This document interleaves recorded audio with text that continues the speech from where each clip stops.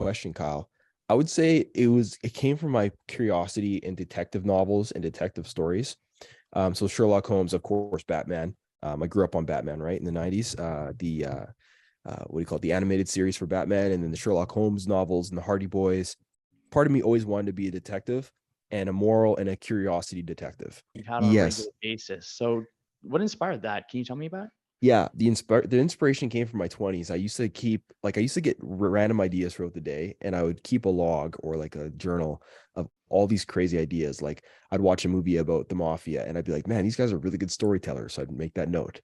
Or I'd watch a movie about time travel, be like, why is it that time travel, it feels like the faster we go through time, or the more we go through time, the faster it speeds up. So they're just random thoughts that you would have throughout the course of a day living your life. Then by the time I kind of late 2020, had a lot of downtime. So I was able to compile all these thoughts. And I said, I'm going to start a blog. So I wrote a blog down and I started my own website. And then on this website, I was writing blogs. And then I was seeing a girl at the time who was reading these blogs. She's like, Akeem, you're really good at just talking.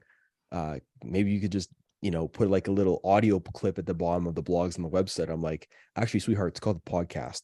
Maybe I should just try doing that. So the first podcast I ever did was about how Walmart was one of the greatest, is the best place to loiter. And it came to me because in my 20s, I used to end my night by going to Walmarts and just walking around because I had nothing else to do. Have you heard of Chat GPT? Sorry to interrupt. Yeah.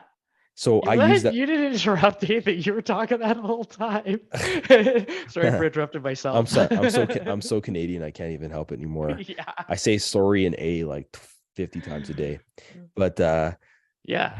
Chat uh, GPT, man. Go for it. Go for it. Chat GPT. So this is it's a search based knowledge algorithm or computational data set that essentially read the whole internet and has prepared full length responses based on the question you ask. Now it has limitations, but comparing it to Google, when you ask Google a question, it gives you 10 pages of 10 different sources per page, and it ranks them based on its relevancy, but it makes you decide what information to get.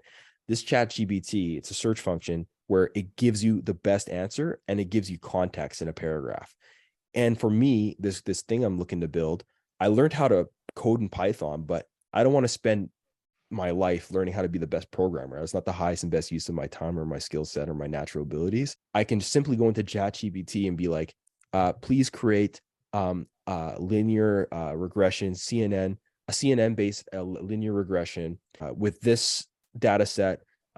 Give me these parameters and it will make the code. Yeah, it's a scarcity versus abundance mindset, right? Like the universe works that way. The more you give, the more you get. The more you keep, the less you have. You want to be a river with a lot of entropy and action and kinetic energy. You don't want to be a silo or a little swamp where there's not a lot of energy because things die in there. It starts to smell.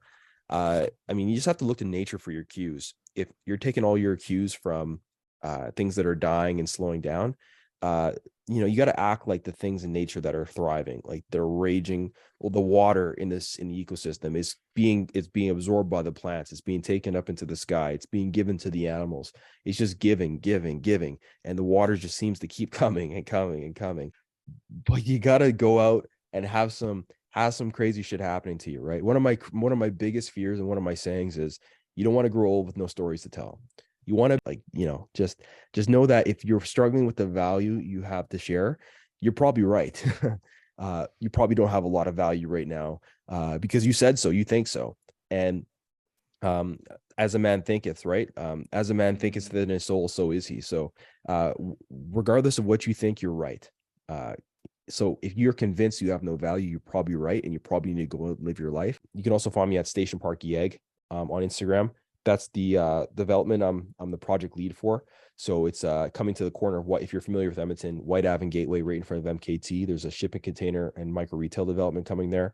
I'm the project development manager for that. So you can check out my page on Instagram, Station Park Yeg, for that one. Online, your ability to connect with people, sense of humor, ability to think on the fly. Like, it's very refreshing. I love getting your content. Having you as a friend of my life, it's made my life better. So I wish you nothing but the best for the show, and I'm excited to see the value you continue to create and bring out there in the community, man. And I hope it ends up being everything you want it to be and more, man. I really appreciate that. Thank you very much for that, dude.